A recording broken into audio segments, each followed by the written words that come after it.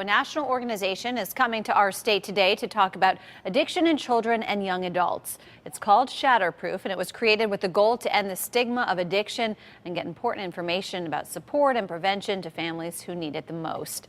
Ken Pierce is live in News 8 Control with more details on the organization and its interesting visit to Connecticut. And I want to be looking out for some stuff, Ken. Yeah, absolutely, Allie. You know, people facing addiction can feel like they're just hanging on by a thread, and people in Hartford this morning, they're going to be hanging on by just a rope to raise money to try to fight addiction.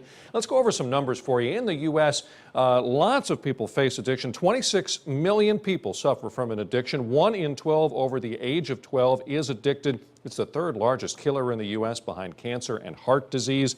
And 135,000 lives are lost to addiction every year. That's 15 every hour of every day. Folks in Hartford are going to be raising money for a group called Shatterproof. It was started by a man who lost his son a few years ago. His son had been struggling with addiction since he was a teenager. Now, the mission of Shatterproof is to protect children from developing addiction to alcohol or other drugs and to end the stigma and suffering of those affected by addiction. It's partnering with the Waterford Group, which runs hotels like the Hilton Hartford.